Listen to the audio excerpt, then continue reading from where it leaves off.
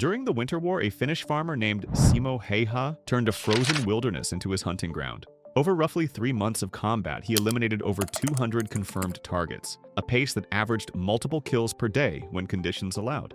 What made him different wasn't fancy technology or military prestige. Häyhä chose iron sights on his Sako M2830 rifle because optical scopes fogged up in the brutal cold and caught reflections that gave away his position.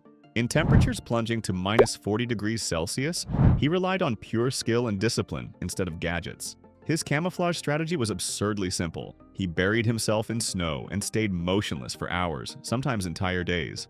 On December 21, 1939, he recorded 25 kills in a single day. Imagine taking down an entire small apartment building's worth of people before sunset.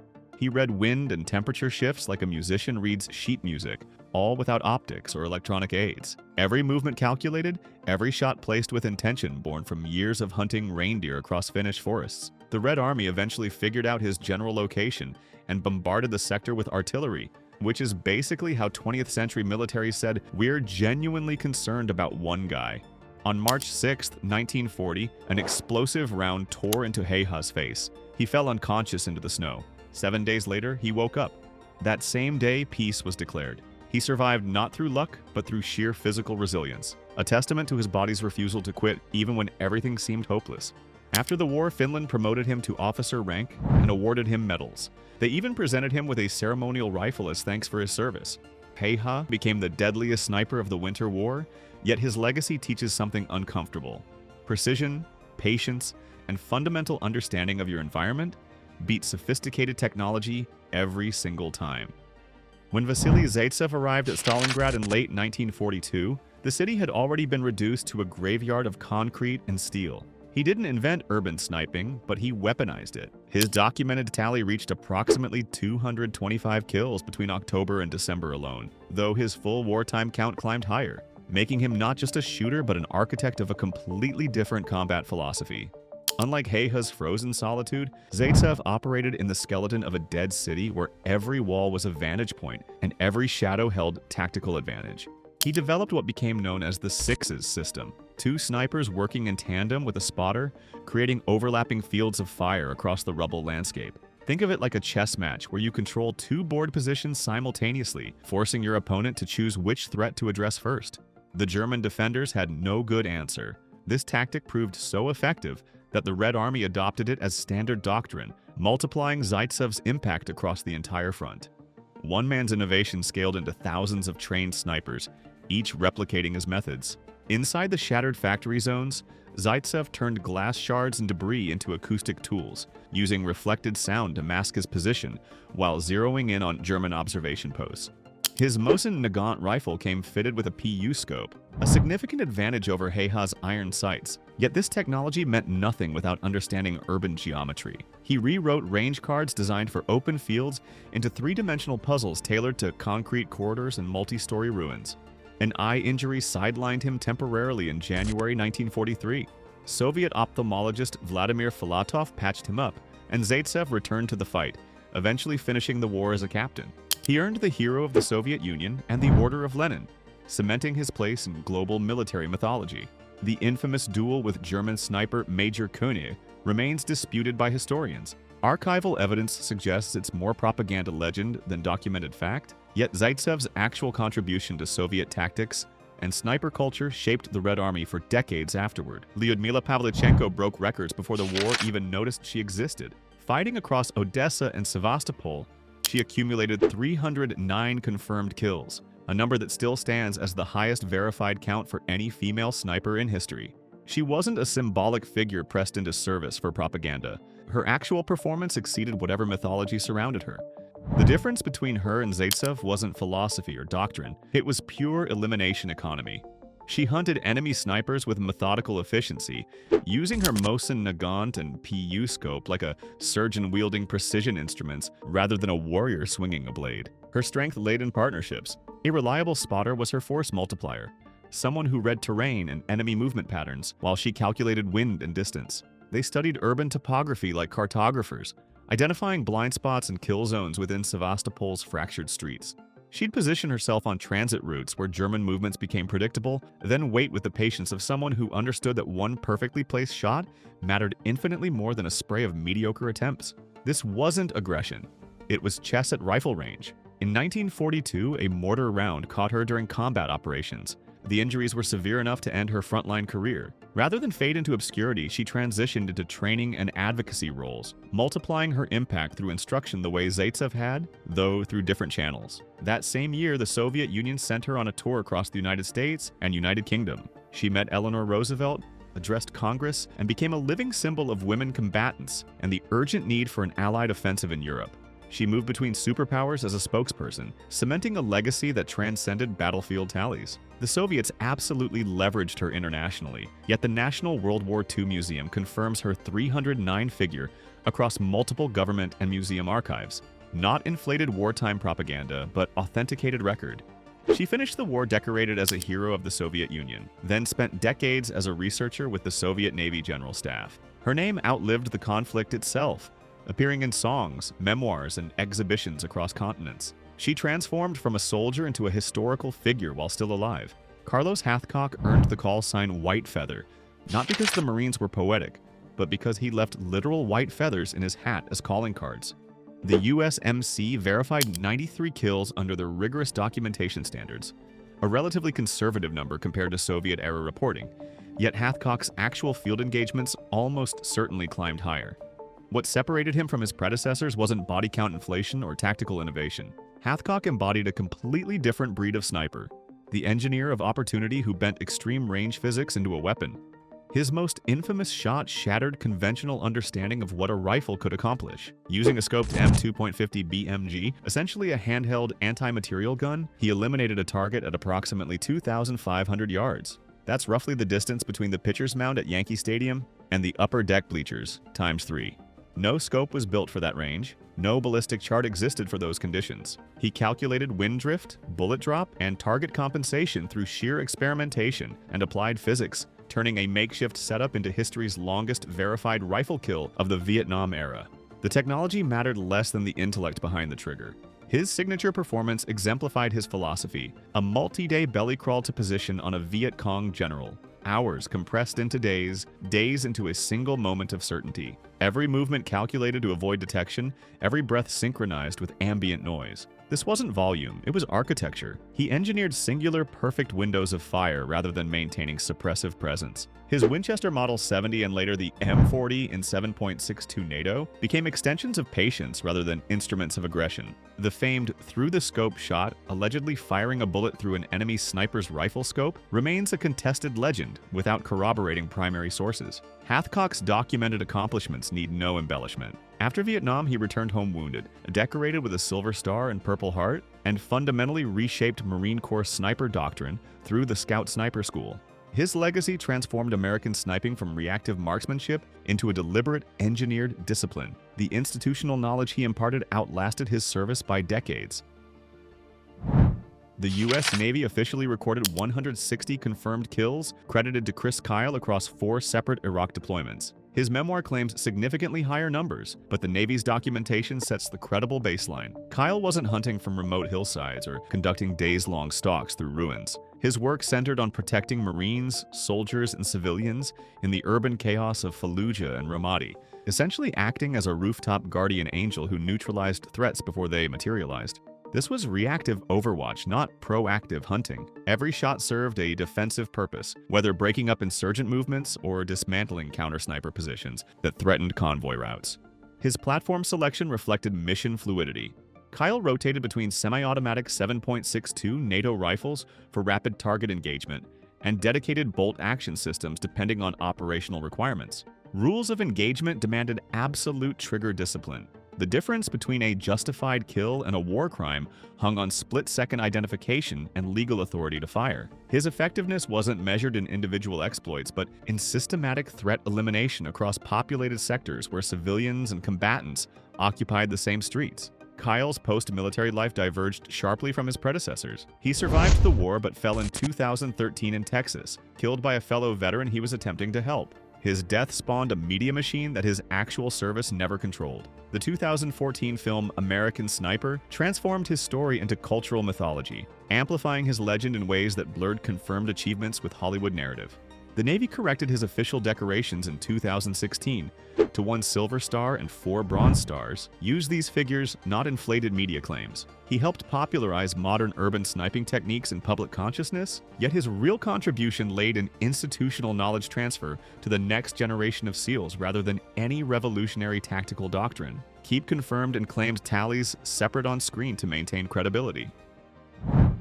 On November 13, 2009, Corporal of Horse Craig Harrison fired a rifle shot that redefined extreme range capability. Using an L115A3 chambered in .338 Lapua, he eliminated 2 Taliban machine gunners positioned 2,475 meters away near Musa Qala. That distance exceeds the height of Mount Everest by nearly 1,000 meters. Imagine splitting a target the size of a basketball from the opposite end of a football field that stretches across an entire city. The shot didn't happen through luck or a single miraculous bullet. Harrison expended approximately 9 ranging rounds first, methodically bracketing the target through wind and atmospheric variables until 2 consecutive killing rounds found their marks. The conditions aligned nearly perfectly. He reported 0 wind, clear visibility, and moderate temperatures, essentially the worst-case scenario wishes of every long-range shooter, granted simultaneously. His Apache helicopter laser rangefinder later confirmed the distance, providing verification that separated this from mere anecdote. The bullet flight time exceeded 2 seconds,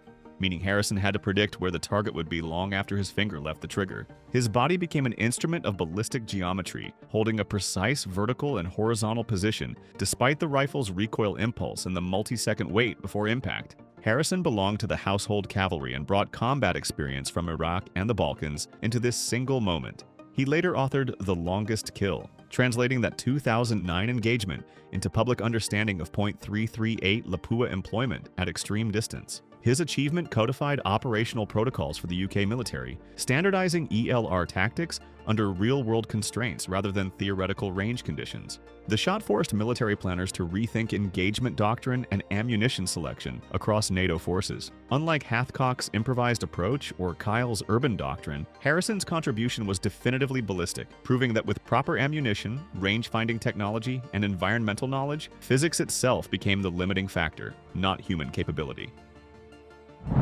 Ivan Sidorenko killed approximately 500 confirmed enemies across the Baltic and Belarusian sectors during World War II, positioning him among the deadliest snipers the conflict ever produced.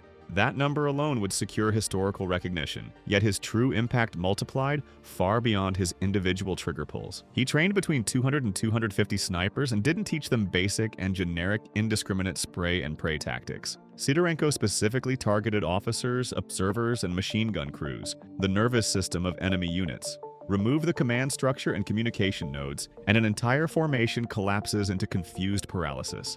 He was manufacturing force multipliers disguised as individual training cycles.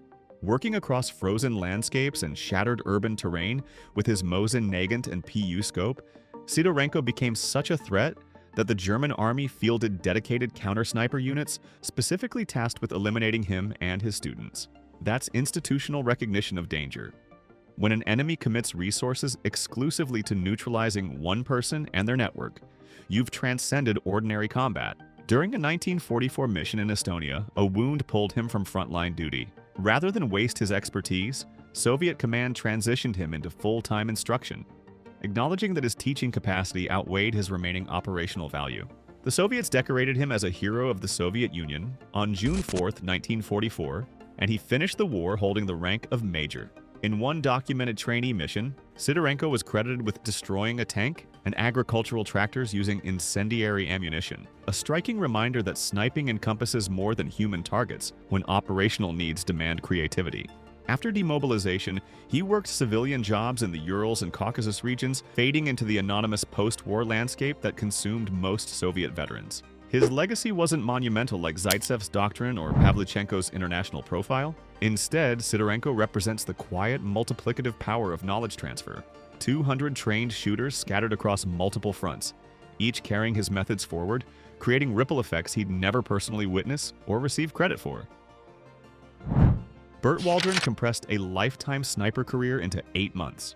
Operating with the 9th Infantry Division across the Mekong Delta in 1969, he accumulated 109 confirmed kills, the highest verified tally for a U.S. Army sniper throughout the entire Vietnam War. His operational tempo bore no resemblance to Hathcock's patient stalks or Sidorenko's calculated ambushes. Waldron worked riverine patrol routes where engagement windows lasted seconds before the target disappeared into jungle canopy or downstream current. The Delta's geography offered no time for meditation or multi-day positioning. Confirmation came through immediate proximity. Ground observers could verify kills within minutes, rather than debating distant claims weeks later. His most peculiar engagement exemplifies this compressed tempo. From a moving riverboat navigating the Mekong, Waldron engaged a target at approximately 900 yards, a shot that required solving for platform instability, moving boat drift, and target lead calculations simultaneously. Most shooters would dismiss this as impossible. Waldron did it anyway, marking one of the war's most technically demanding confirmed kills under operational constraints. His XM-21/M21 platform in 7.62 NATO occasionally featured starlight-equipped scopes for night operations, extending his lethal window into darkness, while his competitors were blind. The 9th Infantry Division's operational doctrine emphasized ambush-heavy tactics with compressed reaction times, fundamentally different from the protracted campaigns in America's First Corps, where Hathcock conducted his extended operations. Waldron's high confirmation rate stemmed directly from this riverine environment. He operated close enough to friendly positions that immediate ground truth verification became standard procedure rather than an afterthought. His decorations included 2 Distinguished Service Crosses, a Silver Star, and 3 Bronze Stars, reflecting his consistent performance across multiple engagement scenarios. After Vietnam, Waldron transitioned into marksmanship instruction at Fort Benning, embedding his methods into institutional training pipelines. Unlike Kyle's post-war mythology or Harrison's public interviews, Waldron remained largely invisible to media attention, allowing his actual record to speak without Hollywood embellishment or sensationalized retrospectives. Operation Anaconda unfolded across the jagged terrain of Häyhä Valley in early 2002, where Canadian and coalition forces pursued al-Qaeda fighters and entrenched in mountain strongholds. Rob Furlong, equipped with a Macmillan TAC-50 chambered in .50 BMG, fired a single shot that traveled 2,430 meters, a distance nearly equivalent to the elevation of Colorado's tallest peak, measured horizontally across desert floor. The bullet spent approximately 3 seconds in flight, climbing and descending through thin alpine atmosphere where retained velocity defied conventional ballistic predictions. That extreme altitude worked in his favor. Thinner air meant less drag, allowing the massive .50 caliber round to maintain energy across distances that should have rendered it subsonic and useless. Furlong wasn't alone in this achievement. His team, including fellow Canadian snipers Ragsdale, McMeekin, Perry, and Eason, logged multiple confirmed strikes in the 1,500 to 2,400 meter range throughout that week. This wasn't luck or individual brilliance. It was systematic application of .50 BMG capability under mountainous conditions that previous doctrine considered unreliable. A spotter calling wind shifts and mirage readings became as critical as the shooter's trigger control. They burned match-grade ammunition designed for precision rather than volume, transforming a support weapon into a precision instrument. Furlong received a U.S. Bronze Star alongside his team for their Overwatch contributions during assaults on fortified al-Qaeda positions, recognition that acknowledged their role in breaking enemy defensive formations from extreme distance. His achievement fundamentally redirected coalition sniper training and doctrine. Military planners suddenly recognized that .50 BMG systems could function as viable precision tools in high-altitude theaters rather than anti-materiel support weapons. Furlong's shot held the record until Craig Harrison's 2009 engagement reset the benchmark. More importantly, his case study preceded the JTF-2 era of Canadian sniping by years, establishing a playbook that influenced how NATO forces approached mountain warfare. The Canadian military embraced extreme range capability as doctrine rather than curiosity, embedding it into training cycles and mission planning. That institutional shift originated from one shot in Häyhä. France's Pegahmagabow carried a Ross Mark III rifle through nearly the entire First World War. The Ross held a reputation as unreliable garbage compared to the British Lee Enfield, prone to jamming and feeding issues that cost soldiers' lives. Pegahmagabow proved the rifle's limitations were operator problems, not design flaws. In trained hands, the Ross became lethal. His confirmed tally reached 378 enemies killed alongside 300 captured, a distinction that separated him from pure snipers. He functioned as a scout-sniper hybrid, equally comfortable eliminating threats and conducting reconnaissance that gathered actionable intelligence for his unit. His methods centered on no-man's-land navigation, night crawls through barbed wire where a single mistake meant death in crossfire. He mapped gaps in enemy wire and identified relief time patterns when German trenches briefly lowered their guard. Rather than camp in permanent hides, Pegahmagabow exploited temporal windows when enemy attention drifted. This wasn't patience as previous snipers understood it. This was movement-based hunting through one of history's most hostile environments. His tactical flexibility extended beyond rifle work. He's documented receiving decorations for sprinting across open ground under machine gun fire to deliver ammunition and reinforce collapsing defensive sections. Acts of leadership disguised as logistics. Canada awarded him the Military Medal with 2 bars, an incredibly rare distinction shared by only 39 Canadians throughout the entire war. His service as a member of the Wasauksing First Nation made him among the most decorated Indigenous soldiers in Canadian military history, a fact that colonial-era documentation frequently minimized or erased. After demobilization, Pegahmagabow transitioned into leadership roles within his community, serving as chief and advocate for his people's rights. His medals now reside in the Canadian War Museum, physical testimony to a soldier who transcended the sniping archetype entirely. Unlike later practitioners focused on individual record-breaking, Pegahmagabow embodied the scout sniper as community protector, someone whose contribution multiplied through intelligence gathering, leadership example, and willingness to risk everything for unit survival. Turkish forces occupying the heights above Gallipoli could see Australian trenches clearly. Australians could see Turkish positions equally well. Billy Singh transformed this symmetry into asymmetric advantage through deliberate deception. He carved firing positions into trench lips, then constructed dummy heads and false targets that Turkish observers couldn't distinguish from actual threats. When soldiers reflexively fired at the decoys, Singh knew exactly where counter-snipers had positioned themselves. By September 1915, he'd recorded 119 confirmed eliminations, despite spending only months in theater. Contemporary senior officer notes suggest his actual tally climbed between 200 and 300, though strict verification methods keep the confirmed figure at 150 plus. The gap between witnessed observation and documented proof captures the fog of trench warfare. Everyone saw him work, but quantifying individual deaths amid industrial-scale slaughter remained imprecise. What separated Singh from Pegahmagabow's movement-based tactics was his refusal to take second shots from the same position. He understood that counter-sniper doctrine was evolving. The moment a shooter fired twice from identical coordinates, Ottoman observers would concentrate fire on that grid square. One shot, change location, repeat. A rhythm that kept him alive while competitors died to their own predictability. A dedicated spotter supported his .303 Lee Enfield work, reading wind and smoke patterns to guide adjustments.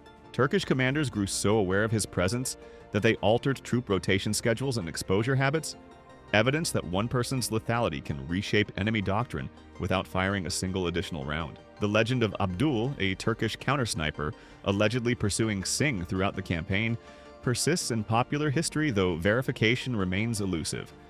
A reminder that wartime myth often outlives documented fact. Singh received the Distinguished Conduct Medal, the Belgian Croix de Guerre, and mention in dispatches, recognition that spanned allied nations. After evacuation and return to Australia, he faded into obscurity, dying without fanfare in a landscape that initially celebrated him, then forgot. His legacy survived not through memoir or post-war publicity, but through Australian War Museum educational materials, where modern sniper teams still invoke his name as a foundational reference. The Triangle Hill sector near the Iron Triangle represented some of the Korean War's most brutal positional fighting. In the span of roughly 32 to 33 days, a Chinese sniper named Zhang Taofang engaged UN forces using a Mosin M44 equipped with nothing but iron sights. No scope, no rangefinder, no optical advantage. His reported tally reached 214 killed or wounded, a number that demands immediate skepticism. Chinese military sources and historian John Pegler both cite a particularly impressive datum: 7 hits from 9 rounds fired on February 15, 1953, suggesting a hit rate that exceeds typical combat performance. Zhang didn't arrive at proficiency through innate talent. Early engagements saw him miss repeatedly while drawing accurate counterfire that nearly ended his career before it began. Rather than abandon the role, he spent weeks deconstructing his technique, Shorter sight holds, wind reading against smoke patterns, breathing synchronization, essentially engineering better outcomes through disciplined self-correction. The learning curve matters as much as the eventual achievement. Too many sniper narratives skip the failure phase and present only the polished final product. Zhang rebuilt himself from a liability into a lethal system, proving that iron sight accuracy against modern forces remained viable when operator discipline superseded equipment sophistication. His recognition came through first-class merit, followed by transfer to the People's Liberation Army Air Force as a pilot and air defense officer, a career pivot that suggests he possessed qualities beyond marksmanship. The military saw potential for institutional contribution beyond corpse counting. Unlike Singh's post-war obscurity or Pegahmagabow's community leadership shift, Zhang transitioned directly into a different military branch, his combat service weaponized into officer training and institutional knowledge. His tally continues appearing in Chinese-language military histories and museum displays, preserved through state-level historical curation rather than grassroots memory. The iron sight methodology stands as a rare case study, contrasting with his scoped contemporaries. A reminder that technological advantage means nothing without the shooter's ability to compensate through fundamental skill and environmental reading.